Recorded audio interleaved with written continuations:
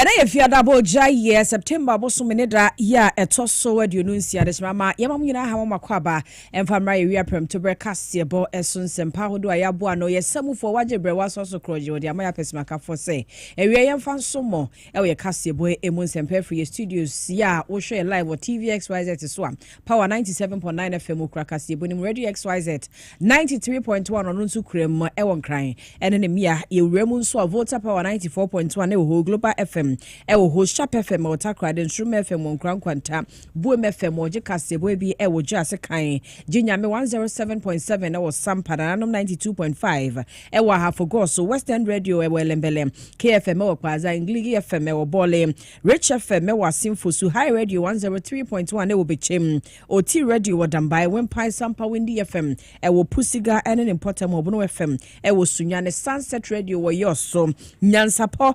89.9 FM El Shama and Nimporta Mosanso and Atom Liquor FM Ewo Asase Trenzema Elembele Vinci Radio TV Dunkono Fenanapo FM or also Je Kasiebo bi wa hafu Kenya se and Nimporta Mo Yeko Amanania Apple Theater FM Virginia Dicey Radio Ewo Italy Adam for Radio Ewo Pari G Live Radio UK OPD Radio and so Ewo UK Loud Silence TV Adama call USA Mountain so abenya hwe sanso na multi TV dig box ne so ye was so internet so your radio smonline.com tune in your Power 979 FM my xyzonline.com e honso kwa ubenya na wati enka Facebook ne so Power 979 FM Radio XYZ 93.1 and our Facebook ubenya yen ewo TV XYZ ho nyina betumi de achi adwenche oboa no na de beje brani aboboso de amount semwa ye de ba ne de edi mu akwose ne bi ene se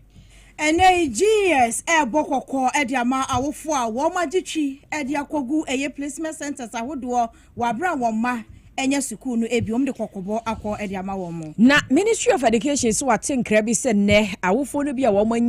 enya school bi ti se brigades no de ka ho ne ya hyase a ye agi wo mo 15,000 Ghana cedis ansane ama wo mo kwan aba school no mo cha sansem no mo kura mo ye hwehwemu na Ghana Great Company for enso eno mo bokokobo se nia ekoso no galamse na hwe ya ebe ha wonjumedie ahodo bi a wodie no emu yetwaso na yekoya ni mensam no foforo emu a Ghana Union of Traders Association guta wo so obo amane sesese wo message na se wo mo niemu ewadwa so no dada no old stock no bo a wo de jere ho anom de begina na yekoya ni mo no foforo be mu a na wo ma hwenhye ya wo mo de begu akwa so ene Ghana Tourism Authority wo so ekre se ene na ba no tourism ho senkaye dia ene sika wo mo asesa ede afrimu eye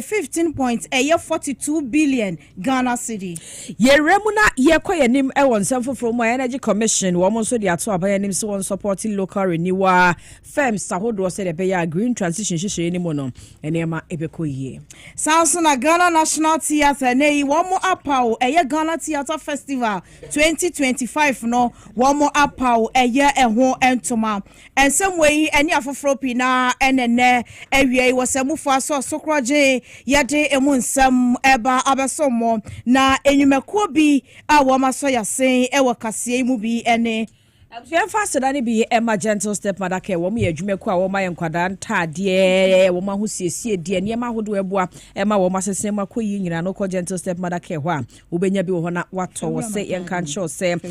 ene se bicycles tricycles baby cords car seat no ene de ka ho ne nyina wo benya bi e de afi wo ma so ye ho no mo na wato bankwada anuane ne nyina bi wo Gentle Step Madake Spinters ena wo ma kira kwan e wo ben Bogas Furniture woni Absa Bank de hwe ni mo one da from your friend was 0244 238477 0244 238477 and 0245681085 for friend wobeje also ex natural mineral water in sukroje kama imuda ho ensuo we de papa pa se wonya bi na no mo a eboa pa esiesie rede e ma rede ye kama ye sinsuo mankwa ensuo bi wo abeno me mankwa be kun enti anum su papa eno ne ex natural mineral water Malcolm shops ahodo nyina mu kwa wobenya bi wo ho ato ya frɛ 0596273546 0596273546 and 0596273547 ofra na onimpenifo akasa lift kit capsules and so ewe drama so boy bi papa ama digestion aye adwuma enhance metabolism sounds so boa detoxify body no ema support liver no so hoden en dwumadi de ka ho medimosis for na akofa adredi aba adwama so open dodo mu a eya afre won mo 0244 068477 447 0244 068477 empenifo anybody enkita ho and afi Solak Natural Clinic yatna ye kodu ho a omoboa wo ho asem obeti ne tedi amawo sanso na wo liver o kidney how abemu ani nyina de kɔ wo mo ahwe ho beboa na wo mo etu ase amawo ene wo machi akwa okokomlemle wo mo ebe Harvard Senior High School ya for Dr. 05 53932631 055 932631 no freno a wobejo sunyumeku ya foforo bi ka ho na won mu nyina aboabo echidom eme de Kasiebo ye de asomo ena wie ya somfo eye me ama poma checheku mene nana ajo akwacho Adesimama yenhye ensem no ase na ene yenim se ye ma ya won mokotro BECE nsohwegu ahoboaso ya October bosmeda ye toso edu enwotwe ye hwe omanim se senior high school sahodo won beba baje entiteye na sese dia wofo na ye se okocheki placement no ababi ye de oba no ato no na wako school mu hono na wo de krata na akokere wo se ha na aba ni nyaye enhyehyeye ye wo ho ene de ka ho ne de ama na afi wahwe na watu ho na mo na kamia ko ese ene school sahodo ni bi afa se nya ho senso de ya krakase a wo mo we ne ho no enya asem ketwa kire se ene utumi de o placement form ne ko ukodress yo de bi oba no nya ha de ne nso so no enya de a ebe ye yie ti se utue sika enom ne ade ade me ne nkra ba kire se over 15,000 Ghana cedis ne agi a wofo bi no ansa na ya ma won mo makwan ama school su na wo mo nyae no ya je wo mo atene school mo honom na no na Ministry of Education kira wo mo starting hwehwemu esanso wo mo te ese ne okopie mo Every Girls Senior High School mu a ho se saa enetie obantimi nya ho kama obekọ ne so so opeso otena de ani agi so otua 15,000 ansa ne age no de ato ha na ne nyina no Gertrude Ajo Boklo ya wono na wode Sansemi eba abonte betu dwa kire se wono no de placement no ya ton de ama no akese ho nsensem akwakwa ebebre no na krata every ministry ni ho aba wo mo chieche mo kire se debe se bibi sa akoso de na ne nam ne kwa so ne senti wo mo ebehwe na ensemi wo mo etu ho anamo enra na krata no eba ya wo mo de sa enchemu eba ministry no ekoso a ebo amane kire se no ne national security na afi cyber security authority na aka abachi mu wo mo hwese wo mo ehye de na chi no yebetumi attract wo mo na emra no ene wo mo se na maame ba ko a anopai one enke obrempodi nkomo ewo yedwumadie eso no o kire se no kwasem ni wadi mpanimfo ho ya paso wo mo je se sikan ne nsem ni bia anopai wode etudwa enie onya school no onya the gate 10 afeno otusi dinner as almost almost me this ye 100,000 50,000. And she might be my baby because me see the powder. She by man they say me I say we don't me come first. Me who we keep it as you know. Onya every girls no. Onya ye. I say onya yan ka so mun kan sem 50,000. The first choice and yes the first choice na we choose you. Me brother ne ko honum na me o kan sem the meeting by bande. Ya tinya am mesika na se me ba no ye ba na me ba onto me for school no. Ni ko onya 10. Na school be say we nya the first choice which is every girls we nya. The first choice. But we nya o man farmer no. Almost farmer and this of the 50,000. School ben onya, school ben na computer ne de man no. Every girl. I don't know me be san enti onya in the first choice no computer placement and add it to every girl so. Me to ani. Ana wo brother call ho koye inquiries. Ana say o mo metu 15,000 Ghana cedis. By Monday. Enti abusua we maame ba ko anope one enke obempo kasa ya wose ne ba eko sas wanya Brigel se ho komo eno na ofo ba ko anope won so dwabo ase dwumadie so won so frɛ ba mu kyerɛ agri memorial won so saa ne ase wontua 12,000 Ghana cedi ansa ne ama ne ba no admission won so sei no ka no I must say on 12,000 we nya agri on 12,000 munya agri memorial me ko san ya 20 bibiano ano almost to 12,000 Ghana cedis. Me ko san 12,000 me ko cho ne bra no ko ye no yes aha me na passion na ya fe na ye hu san ye de Anti we ya wofo ni biya no pay wo mo ekasa ye wo enke obrimpon tena se dwabo ase dwumadie so e no mo kire se mo ma na nyinya sa schools ye no ye mo first choices ne so mo koduru ya ye se ti so mo tuetue sikapudu ansa na ya ma enkwada na tena ho sa nsemi hu biya na aka ho ama Ministry of Education de krata ba ya wo kire se wo ma hyase asansem no mo so mo a wo mo eye mo enhwehwemu ne ehwe se ebekwa ahoma so ne Hashmin Mohammed ono ye Ministry of Education kasama for ye de na kasa ne ebisa se nsemi hu ana montu a womuto and say esansa wofo no complaining ya no mo complaining enche bia no mo ma no e wo so no ekro wunya se sike na ese oba no nya de school no obetumi akobie na se ne ho asem esi etie brepam nya no a ye ne no ebedi sa enkomo na nyina mu na Ghana Education Service so aba bonten de atudwa ya wo mo eche se wo ye wofo ananso wo ye guardian na ye kase tua kapre ana tua sempoa e wo ba bia ansa ne ya ma aba ne kwam na ko senior high school a wo ya ne report ne ma posifo eso mo nche ne sanso peso obo wapo ya enye sa na Ghana Education Service for wo mo nhihye enim no esi etie Daniel Fenyi won na head of public relations at the Ghana Education Service won na de krata e ba bonten asansemi wo de emu enchechemu etudwa o se placement exercise ne kura no ayeye no eye free capretria bia kura enim enti se ebewi achie ni obi se o mamisika na me place uba ne nto ha ana mamisika na memfa aba ne nko school we ma wana bibi etesa no wo kira enye ne kwaso ano no nti awofo ntie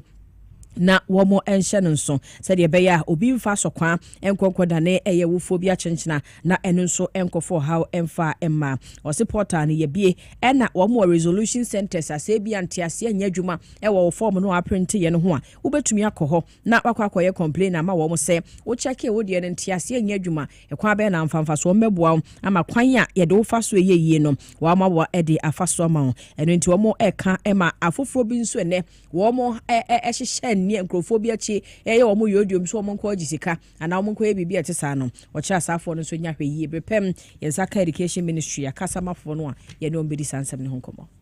Yagusu ajinamua ewo school placement centers ahodo no emu ensem emu na deputy national coordinator Edema Free Senior High School secretariat no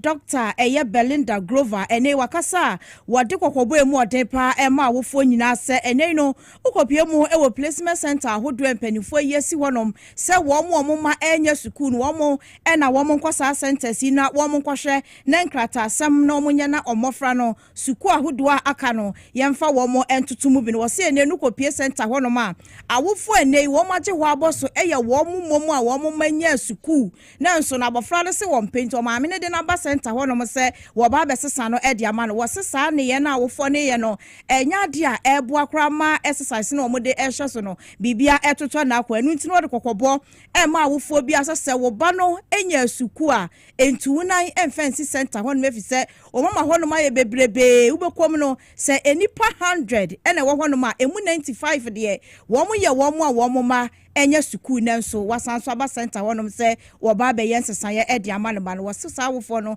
ye mfra wo e wo honom na yentie eye deputy national coordinator no ne nsem odi tudwa no ebi it's a system, it's an algorithm, so the algorithm will be able to interface and then play out and then be able to place where your grade will take you to. But if that is done and then you come back insisting that we should take you to a different school, you are giving us problem. And that is what we are facing here. Large change of school. It's not about I've not been placed. It's not about I cannot get school. It's change of school. So it means that the person has already been assigned a school, but they just don't like it. But we all cannot go to the Archmontes and the Wesley girls. When that happens, you end up seeing students sleeping on the floor, and the backlash will come to government. They should just take what the schools that have been assigned to them to make our work very easy. Every school is a school. Please go to those schools that you have been assigned to, so that we can ease the pressure here. 95% of the cases, I want to change my school. I want to change my school. I want to change my school. The grades that are being brought here for the change of school cannot even go to the schools that they want us to change. Imagine somebody is here with aggregated TC to go to Achimota. How do we explain this?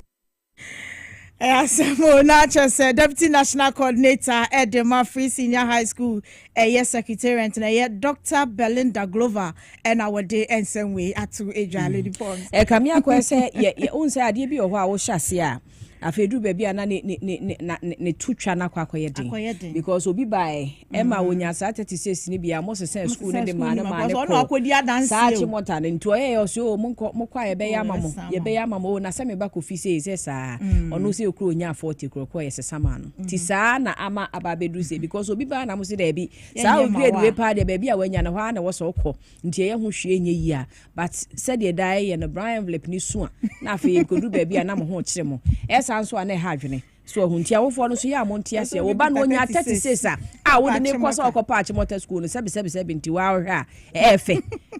wonko kanje ne so wonko no wonko twobie mo nyere no hunsua de no nya 9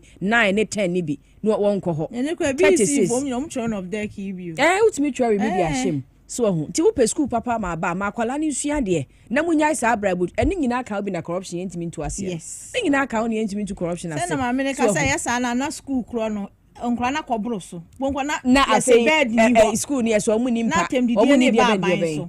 so hu eni kwase eja akora bia wa kire se bia akora bia enye school anko de en de ye mpene so e wo so obi enya bi ko na emom sa wo pese okọ bi esuade wa nya 50 upe school Arishima mayen twansem no so na yenko yenim ene Ghana Union of Traders Association Guta ena womodi atudwa ya womo kyese ne womo sigina yese ena oba trading community baby a womodi dwa no a womo gina si a womo si ne mprempen ne se prices ya ede womo old stocks ahodo no so no saa no mo de beje de ntia womo kan saa yese ne Ghana fo ahyase na inflation aba form na inflation aba form nti wo se niema enso so tete ba form ne ehunu sampa afedi ya hyehye niema yi ne nso wo ba obi wo kofa niema ne ba ndada ne nsan so ahunti dada ne nsan ye na wo so wonte bo no so mra form na se no ho ka no ho na betua ntimprempren ya no wo makoye adwadifo ese agina sie no mo siese ko sise old stock ne besa no ebo dada no a na mo de eje anapay e wo dwabo asejumedie so enke obempotna se one Yera Joseph Obey doctor ono no a wo ko eye Ghana Union of Traders Association gutakuo na oye omo president ono ne kasa ya wo cheche sa agina sie emu. So we share the trend inflation na ebia no more from there 6 months coming and there 7 months in no maybe so imported inflation and as a nyama you put about no eco from no buy you dear me Ghana hano no and a push inflation the a part so any a better a dema and no buy you dear no mind the mono etimi enyana holding ebenya no mroso na enso etimi aboa na ma inflation about for man say and already na ye kwanya we dey ehwe agriculture etimi eshibukena na ye value addition nya storage processes etimi eyesanye mana and no need to only because even though say imported inflation affected domestic food, products, and yeah, not much because remember say a bit like I say you crack chemicals, agrochemicals, you crack fertilizer, and no can. But say to me, yet the American you say value addition storage, and no can you don't know so, and only a demand and supply issue, and it's a one day empty baby I say Yera Joseph Obey doctor wono ena oye guta president ye tisa no pe odin se mitudwa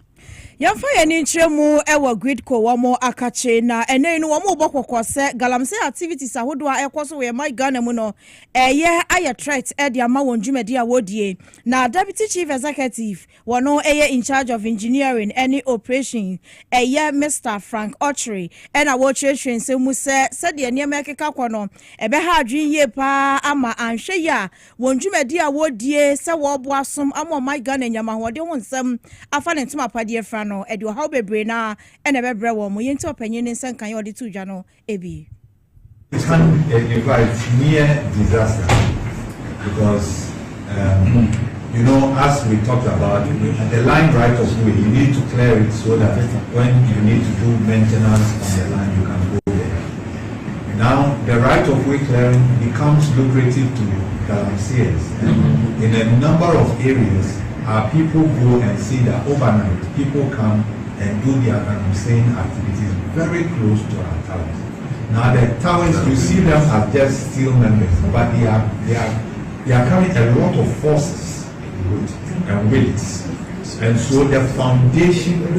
is really calculated. In fact, they do a lot of studies on the ground to design. Every tower foundation is different depending on where it is. And I'm sure these galamseyers don't know, but as you approach close to the lines, we are coming to the point where in fact there are some towers that we have had to rush in to do some intermediary reinforcement. Unfortunately, there are some areas that even when our maintenance teams are going, they get shorter, and some of them have had to run away. And so we are trying to see and leverage and get engaged because in those areas we're getting to points where we go alone cannot manage. And so we need support from all the forces. Ebujensa nko ye chie na yenkodi enkomo yensa kapeni ono ya kasama for the Magana Education Service here Hashmin Muhammad wa homa so pani ya da se awie se woni ye kasa wo ye Kasiebo imo Yera Muhammad tiyanka Hello Okay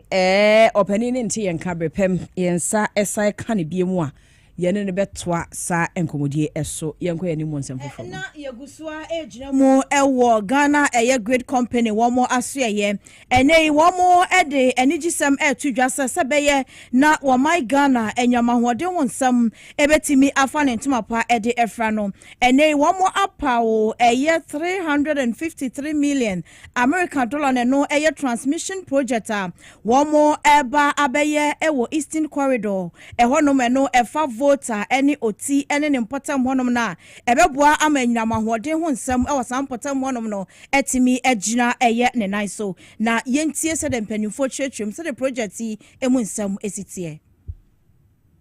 We forwarded same to the Ministry of Energy.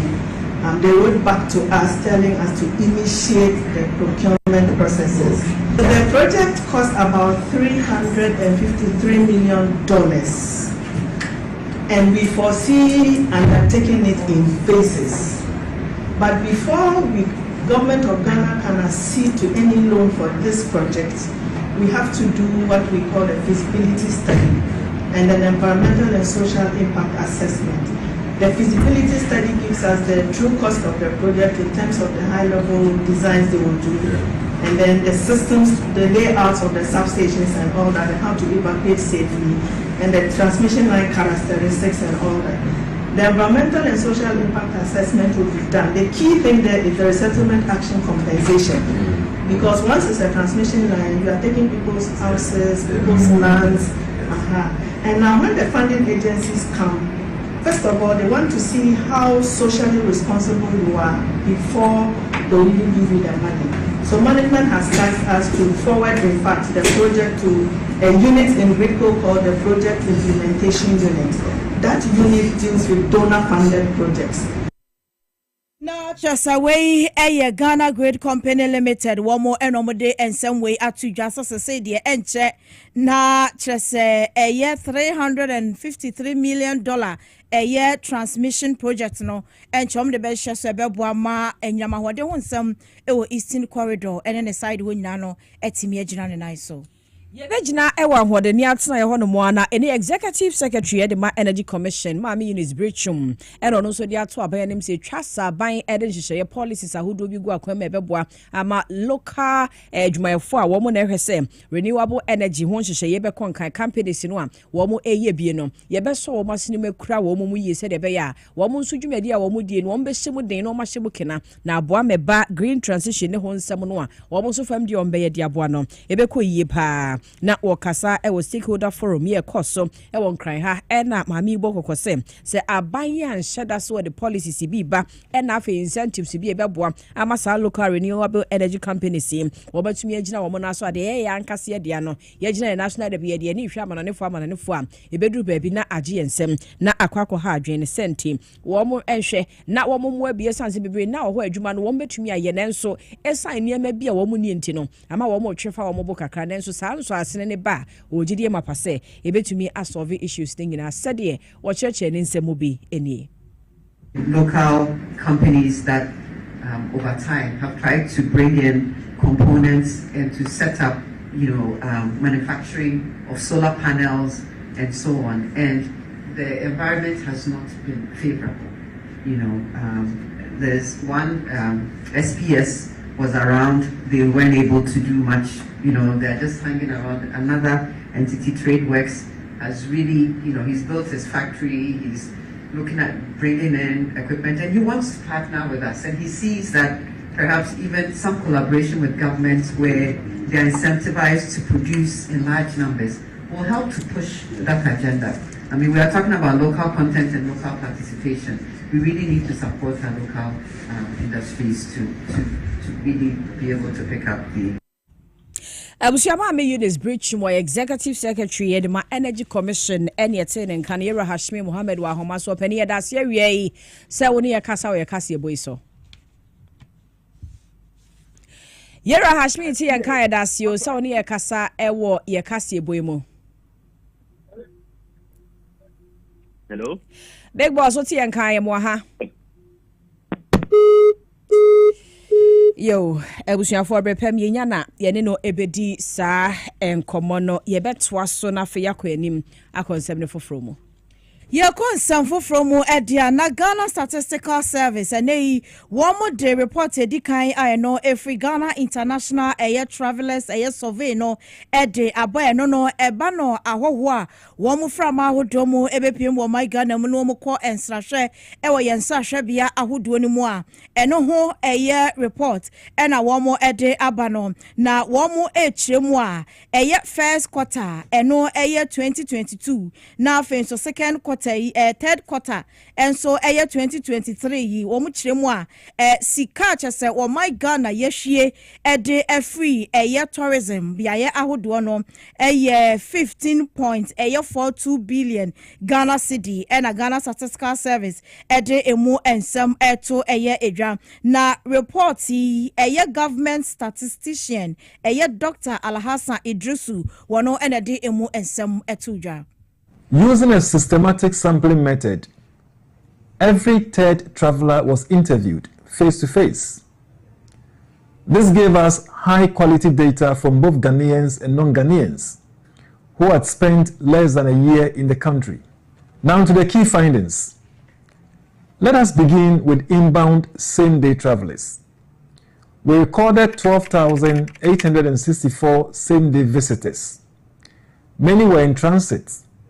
but a significant share came for holidays, leisure, and recreation. Most were men with adults aged 36 to 64 years, consistently recording the highest numbers. Nearly 3/4 of them traveled by air, and their favorite attractions included the BECE Abrewa Museum, Cape Coast Castle, the National Museum, and the Kwame Nkrumah Memorial Park. Collectively, same-day visitors spent 24 million Ghana cedis, providing a boost to local businesses. The bigger story comes from overnight visitors. Ghana welcomed 888,584 overnight travelers, with most coming to visit friends, relatives, though business trips were also significant. West Africans and Americans showed strong interest in our tourist sites. Hotels were the most popular accommodation, and the top destinations included Independence Square, the Arts Center, Cape Coast Castle,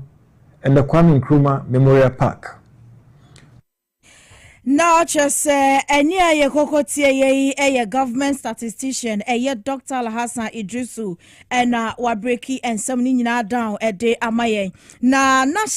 Ghana National Theatre, and one more alanche a Ghana Theatre Festival 2025. No, one more pahontme no ebe buana, one my Ghana, a bano, a mamre, ene, a mania, a hodua yawo, ya maimua, one more edine fuencia, and one massa, a fein. More Eddie Eshe. Now, Jumedie no ase and a Minister for Tourism, Culture and Creative Arts, Ewen Wenyam for a Jifa a Gomashi, Wakasaya, Ewo Jumedie na se yenti and somebody to Jano Ebi. This agenda of His Excellency the President of the Republic of Ghana, John Dramani Mahama,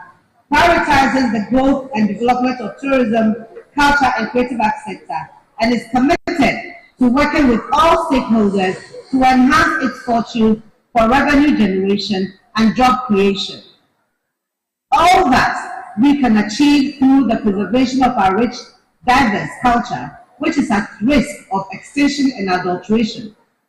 Currently ranked as the 4th highest foreign exchange earner for the country, generating over 4.8 billion in 2024, the sector stands in good stead to do more with targeted investments. And in the last 8 months or so, my Deputy Minister and the Ministry of Course and its agencies have been working tirelessly to reset the sector to what it's supposed to be, so we can fly as high as we can. We have agencies that have laws that were written in 1991. They've lost a little bit of reality because times have changed. So we are looking at all the laws, tightening them up so that we can take a leap. I want to take this opportunity to challenge all of our industry players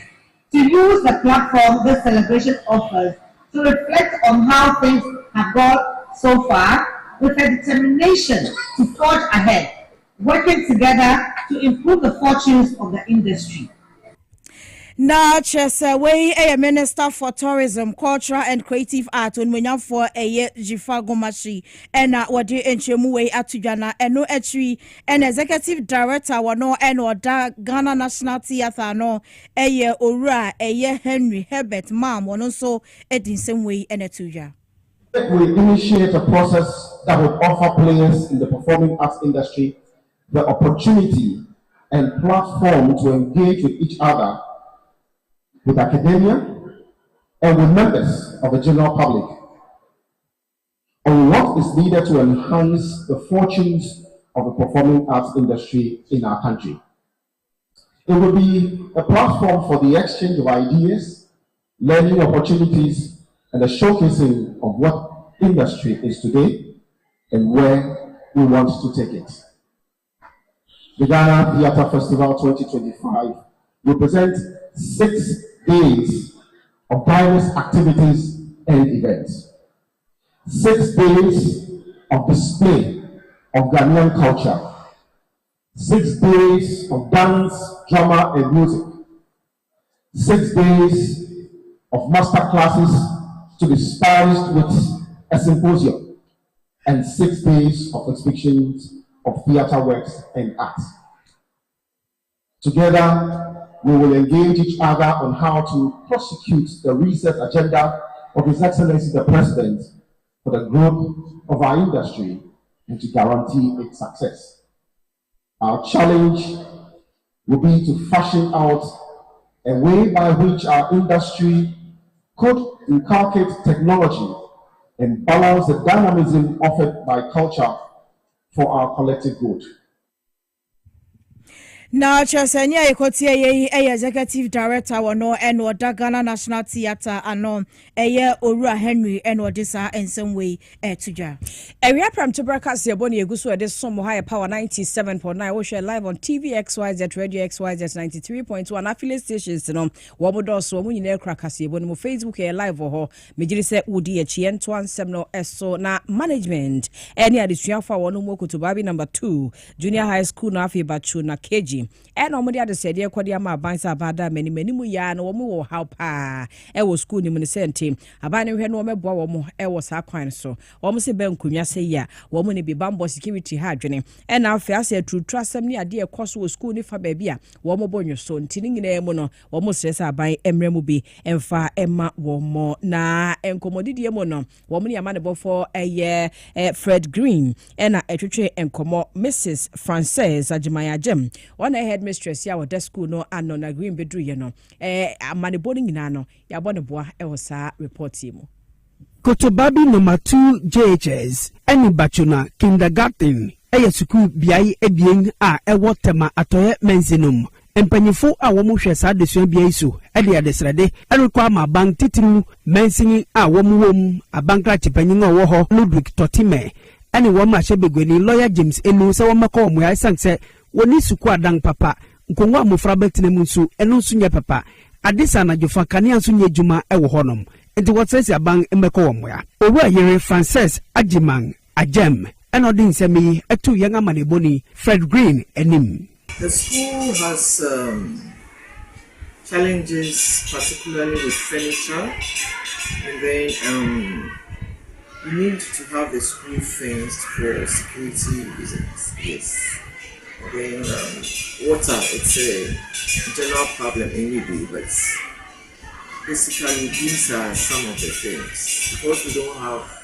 a fenced wall, keeping the children in strictly is quite a challenge. I would ask them to come to our aid with things that can make the school run. Enwechi assistant headmistress eni akyerɛkyerɛfo bi nso de ɔhaw bi atu nanim a wɔrechem sɛ wɔnyɛ nsupa nso ɛnom. We don't have regular flow of water, so using the washroom is also a problem. If we can get water supply, that one can also assist in the cleaning of the toilets. With the staff room that we have can contain only 10 teachers. So the remaining teachers, we are sitting, some are sitting under the tree, others too are sitting on uncompleted building. When it rains, we have nowhere to run to. Nanyina mu so adesuafo no mu bi so e de won haw bi etu yanga maneboni enim. Some challenges we are facing. Raise for heavy. Some of the class are getting wet. The students are not able to learn, and some of our learning facilities don't have all the textbooks to learn. The Kwakwa headmistress a owo bacho na KG nso ekyirem se wonya desk ene niam nketenkete a ebebu akyerɛkyerɛfo yi na wode bɛkyerɛ mu free. This place is a KG, and as a kindergarten and needs, there should be some television that will aid them here and there. Our walls, the school building itself, it's not in a good shape. Our louver blades are off. Some of the nets in the classroom, they are all off. KG2, they are young children. The chair, the decks they are sitting on, you see their legs hanging and those things. So it's a whole lot of challenges for us. So if the government or any NGO can come to our aid to assist us, we'll be very happy. Fred Green ene koboaboa saa maneboya no ema akrako feeder kon enso eto aso edema no yenkoso amfaseda ema mega cash lucky box utwa bia obedi star 426 star 5 hash star 426 star 5 hash eye twa bi na utwa bia obedi wo bonus ano na ba na afi wedi prompt no eso hwehwe no wodi so 5 Ghana cedis pe obetumi edi sikapudo ye boxes makoma nsia lucky boxes nsia enti the more a wutwa no the more na wudi nso a hɔ na osika eba begu accounts no emuye nyina we su ni ntwe ho simemra eba ansam no bebre na ka wɔkyere ye de beto aso ye ba sesia.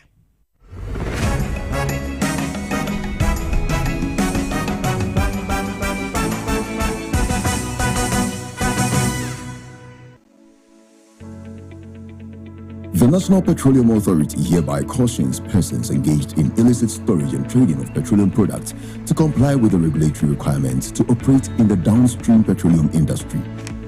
The NPA Act clearly stipulates that no individual shall engage in any commercial activity related to the importation, exportation, re-exportation, shipment, transportation, processing, refining, storage, distribution, marketing, or sale of petroleum products in the downstream industry without first obtaining a license from the NPA board. Failure to secure the necessary license and properly regularize operations will result in confiscation of petroleum products, prosecution under the law, and decommissioning of facility. For more information, contact the National Petroleum Authority on 0302 550 380.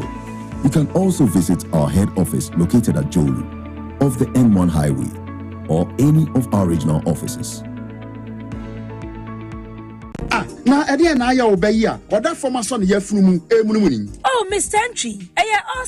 also yare ya titi be ben fie pi nanso ne yam nyono da se me chew no ahodo amato a me hunu hwe a ebe ya nwanwa. Menyi ni se what ulcer tamfo hexa capsules any hexa mixture yanum bom kotia ulcer no bia ma no anom anka ne ho ato no dadaada ulcer dro de eno ani hexa capsules any hexa mixture ankom ni nkyeremu ulcer ye kura eto ye funu ene ensunumu etuma wo ye funu ekeka wo a wogire ho a enye ulcer etumi ema wo ye cheko ebra wadidi awie so how eye ulcer de a kope hexa capsules any hexa mixture nanum bom na ho ebeto pedudu atu a ko okanshi drug lane Kumasi Dani Herbal Takradi AA Mensa Anafre 02038228855 Apefo abatan ya wama won mofra no fo ene mofra woni mfiedu mienu enka ho Haxa capsules ene ne mixture ulcer tamfo edie age edwadie nkratoyi yi atom.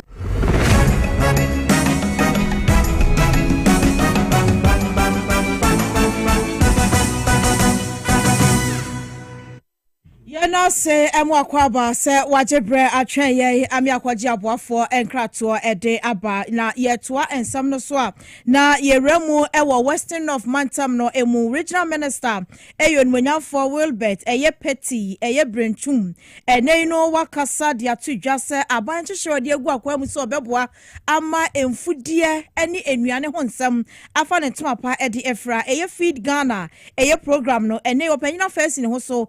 bontoa bo campaign ho en senkaye ede atre institutions ahodo a won potem wonom se wo bia ede ne ho ebegimu se de beye na Feed Ghana hyehyɛ no bibia timi adeda na kwan eso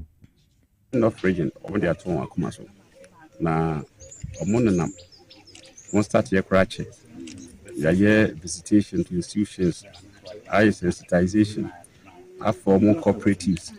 eno kika hu na ene se ene ya be ya visit institutions na ya hwe for ahu boa ene wo ahu sisi ya sign I encourage institutions a omodi obo ba beji Feed Ghana project ni me no ka say your institutions aduonum miensa omodi obo say ombedua no bai ene ye wo du ba ko a omo so I say ombeyen emoa ntuka ni na ebumu eye adusia enan ena omo institutions ewo Western of regional omo ajatum so ombe na chasani ayekotie eye Western North eye regional minister onmonyamfo eye Wilbert Petty Brentum ena ode enchemu we atudwa na enu achi ena deputy coordinator ede ma Feed Ghana program yi eye Mr Gordon eye Esubonten wono so de tudwa se wunya ye fa ho emehye Feed Ghana program ne mu dia wo se ebrenu nie se odo ho ebeba be hyemu ebi Piara on fan and one share a Feed Ghana. Same, yes, right. Many on fan and one share because Feed Ghana no any kind the Abba Ama regional minister. You will share your quafua a war mantam ha ɛna ɔmo nyinaa edidi nko sese deɛ yɛba institutions na afei nso megye di sɛ ɛnkyɛ bebree yɛ mantam ha mansi no yɛbɛnya nhyehyɛ a free Ghana ɛde aba a yɛ farmer service center a yɛbɛbie no mansi biara mu ama aban ɔde nneɛma a bɛde yɛ kuayɛ a ɛsɔ nipa yie to some mechanization facilities combined harvesters tractors other inputs ɔde aba na yɛfuru yɛ no bɛtumi akɔ so.